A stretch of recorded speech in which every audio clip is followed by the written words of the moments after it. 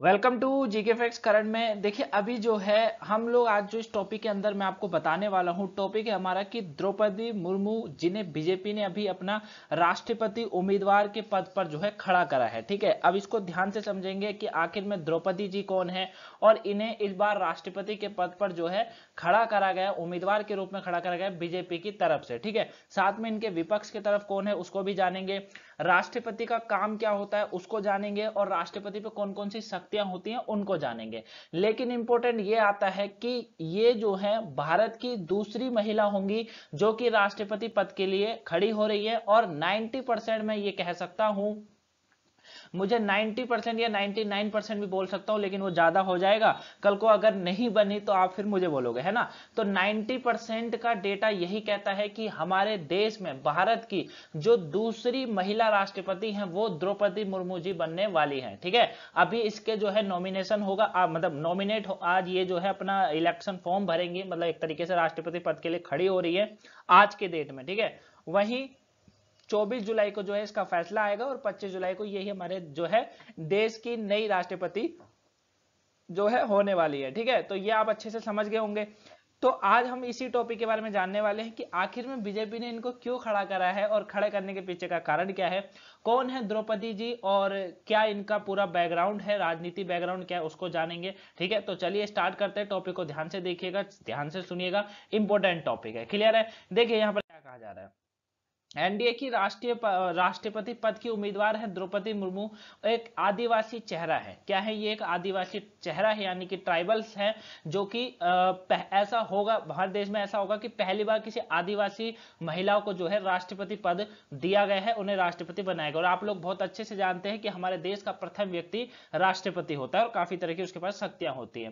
पहली बार राष्ट्रपति पद की रेस में ये शामिल हुई है, ये इंपॉर्टेंट बनता है। वहीं एनडीए की राष्ट्रपति पद की उम्मीदवार द्रौपदी मुर्मू एक आदिवासी चेहरा है जो पहली बार राष्ट्रपति पद की रेस में शामिल हुई है। इनके जो है 64 वर्षीय है ये द्रौपदी जी, और चुनाव जीत जाती हैं तो भारत के इतिहास में पहली बार होगा कि कोई आदिवासी राष्ट्रपति बनेगा। ठीक है, और ये भी होगा कि ये दूसरी जो है राष्ट्रपति होंगी। ठीक है, प्रतिभा पाटिल जो थी वो इससे पहले राष्ट्रपति थी, 2007 में उनको बनाया गया था। वो भारतीय इतिहास में सबसे पहले राष्ट्रपति, वुमन राष्ट्रपति जो थी प्रतिभा पाटिल जी थी। याद है या नहीं है? याद है या नहीं है? याद है ना। तो अब सेकंड नंबर की जो होंगी वो द्रौपदी जी होंगी। तो ये क्वेश्चन हर तरीके से आपके लिए काफी इंपॉर्टेंट है। क्लियर है। अब वहीं अगर बात करें तो इतिहास रचने वाला अगर काम करेंगे, अगर इनको पूरी तरीके से घोषित कर दिया जाता है और राष्ट्रपति बनना उड़ीसा के मयूरभंज जिले के सभी आदिवासियों के लिए एक आशा और गर्व की बात भी होगी, क्योंकि ये जो है एक आदिवासी हैं, तो आदिवासियों के लिए एक आशा और गर्व की बात होगी कि उनके ही जाति में से कोई निकलकर जो है भारत का जो प्रथम व्यक्ति माना जाता है वो बनी है। ठीक है, तो ये काफी अच्छी बात है। उड़ीसा के मयूरभंज के जिले से ये बिलोंग करती है, ये आपको याद रखना है। क्लियर है, तो आप इसको अच्छे से समझ गए ना। एनडीए की राष्ट्रपति पद की उम्मीदवार हैं ये इस बार की। क्लियर हो गया, आगे समझते हैं। बात आएगी कि सर इनके जो है विपक्ष में कौन खड़ा है, उनके बारे में बताइए। देखिए इनके जो विपक्ष में है, विपक्ष की तरफ से जो है वो देश के सबसे बड़े पद के लिए जो लड़ रहे हैं वो लड़ रहे हैं केंद्रीय मंत्री हैं यशवंत सिन्हा। ठीक है, यशवंत सिन्हा जो है वो लड़ रहे हैं, इनकी तरफ से उम्मीदवार है। और मैं अगर सही बताऊं तो अभी तक का अगर इलेक्शन जो वोटिंग पूरी तरीके से करी जाए, आप पूछेंगे, आप बोलेंगे सर अभी तो वोटिंग हुई भी नहीं, अभी तो नॉमिनेट मतलब अभी तो ये नाम अपना बढ़वा रहे, नामांकन हो रहा है,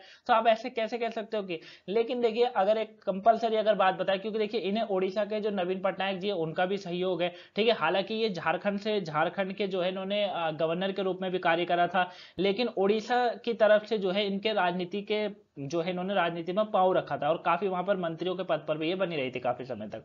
उसके बाद झारखंड के काफी लंबे समय से जो है ये लंबे समय तक जो है यहाँ की गवर्नर बन के रही थी झारखंड की। ठीक है, यह भी आपको याद रखना है। बाकी इनको जो ज्यादातर अभी तक के मत का अगर पूरा डेटा बताऊं ना, तो वैसे तो आपके लिए इतना इंपॉर्टेंट नहीं है, लेकिन अभी तक का यह है कि जितना डेटा चाहिए उससे इन्हें अधिक ही है। ठीक है ना, तो जाहिर सी बात है यही राष्ट्रपति है, तो ये चीजें होती है। तो इसीलिए इनके जो विपक्ष में यशवंत सिन्हा जी, उनका डेटा बहुत कम है, इतना नहीं है कि वो उम्मीदवार वो जो है इस पद को जीत जाए। ठीक है, इसलिए मैंने बोला था 90% ये जीत चुकी है। ठीक है, बाकी अभी 18 जुलाई को इलेक्शन होगा, वो चीज है। ठीक। तो द्रौपदी मुर्मू जो है वो उड़ीसा में सिंचाई और बिजली विभाग में कनिष्ठ सहायक के लेकर भाजपा के नेतृत्व वाले राजगा की ओर से जो है राष्ट्रपति पद की उम्मीदवार के लिए जो है इस बार नामित जो है हुई हैं। ठीक है, और इनका जो सफर है वो आदिवासी नेता मुर्मू के लिए बेहद लंबा है और मुश्किल रहा है। वही इनको एक प्रॉब्लम आई है जो कि एक सक्सेस इंसान को आती है। ठीक है ना। इनका जो जन्म हुआ है वो 20 जून 1958 को हुआ है। यहाँ पर आप पढ़ ही सकते हैं कि 1958 को इनका जन्म हुआ है।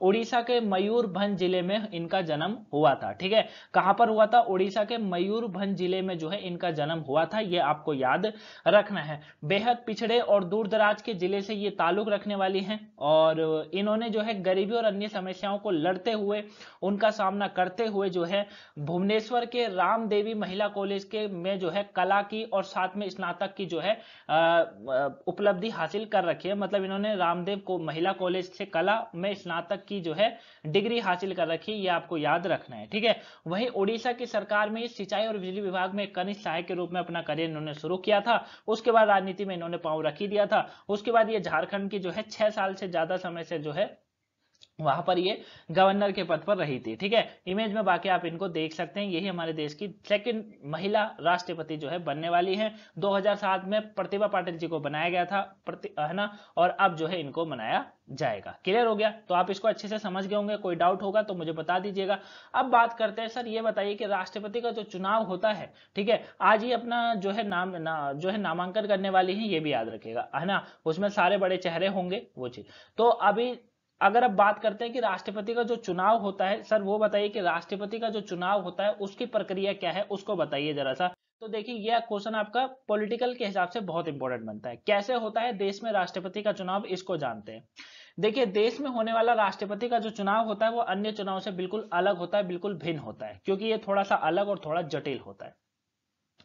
देश में राष्ट्रपति के चुनाव में सीधे जनता का कोई भी योगदान नहीं होता है, जनता इसमें भागीदारी नहीं होती है। आपने सुना भी होगा कि कभी आपने सुना है कि राष्ट्रपति का चुनाव हो रहा है तो चलो वोट देने जाते हैं, ऐसा सुना है? नहीं सुना हो, क्योंकि राष्ट्रपति का चुनाव में जनता योगदान अपना नहीं देती है, बल्कि जनता के चुने गए विधायक जो है वो योगदान देते हैं। समझ आ गया? इसके विपरीत जनता का प्रतिनिधित्व करने वाले यानी सांसद और विधायक राष्ट्रपति के चुनाव में भाग लेते हैं। ठीक है, यहां पर क्लियर हो गया। जो न्यू स्टूडेंट हैं, जो आज तक कॉम्पिटिटिव एग्जाम की तैयारी में नहीं करी है या करने की सोच रहे, उनके लिए पॉइंट इंपोर्टेंट है। बाकी जो करते हैं उनको तो पता ही होगा, बस आप सुन लीजिए, क्योंकि सुनना कोई गलत में यहाँ पर हम लोग कुछ सीख नहीं रहे, कुछ गलत नहीं सीख रहे, कुछ अच्छा ही सीख रहे हैं। तो सुन लीजिए, आपका रिवीजन हो जाएगा, है ना। ये नहीं है कि वीडियो को आपने आधा देख लिया उसके बाद छोड़ दे, ऐसा ना करें, पूरा सुन ले। अब ये जो है आपको मैंने बता दिया कि जनता इसमें कोई योगदान नहीं रहता है। सीधे किसका योगदान रहता है? जो हमारे द्वारा चुने गए सांसद होते हैं या विधायक होते हैं, उनका चुनाव होता है, वो इसमें भाग लेते हैं। लेकिन जो सांसद या विधायक होते हैं वो नॉमिनेटेड होते हैं। जो नॉमिनेटेड होते हैं ना, जो कि राज्यसभा लोकसभा के अंदर नॉमिनेटेड वाले होते हैं, वो इस चुनाव में भाग लेने के योग्य नहीं माने जाते हैं, क्योंकि वे नॉमिनेटेड होते हैं, उनका इसमें कोई योगदान नहीं होता। सीधे जनता द्वारा नहीं चुने जाते, इसीलिए उनको नॉमिनेट करा जाता है। इसी तरह विधानसभा के सदस्य भी इस चुनाव में हिस्सा नहीं लेते। जो विधानसभाओं के सदस्य होते हैं वो भी इसमें हिस्सा नहीं लेते हैं, ये आपको याद रखना है। क्लियर है? अब आप पूछेंगे सर क्यों नहीं लेते, ये बहुत बड़ा टॉपिक बन जाता है, इतना इंपॉर्टेंट नहीं है। क्लियर हो गया? अब मैं आपको बताता हूं कि कौन चुनता है देश का राष्ट्रपति। तो देखिए संविधान के अनुच्छेद 54 में भारत में राष्ट्रपति के चुनाव की प्रक्रिया का उल्लेख किया गया है, प्रक्रिया के बारे में बताया गया है। अनुच्छेद 54 याद रखिएगा, अनुच्छेद 54 जो है उसमें यह बताया गया, यानी कि आर्टिकल 54 इस बात पर मोहर लगाता है कि राष्ट्रपति के चुनाव की प्रक्रिया क्या होनी चाहिए और भारत का प्रथम व्यक्ति को चुनने का क्या है उसकी पूरी प्रक्रिया, उसको जानने के लिए अनुच्छेद 24 यानी कि आर्टिकल 54 में बताया गया है। प्रेसिडेंट के चुनाव के लिए एक इलेक्टोरल कॉलेज का गठन किया जाता है, जिसमें संसद के दोनों सदनों के चुने हुए सदस्य और राज्य के विधानसभा में चुने गए सदस्य वोट देते हैं। उस वोटिंग के बाद इस कारण इसे इन डायरेक्ट इलेक्शन भी कहा जाता है। ठीक है, अगर कभी पूछा जाए कि इनडायरेक्ट इलेक्शन किसको कहा जाता है, तो राष्ट्रपति का जो चुनाव होता है उसको इनडायरेक्ट इलेक्शन कहा जाता है।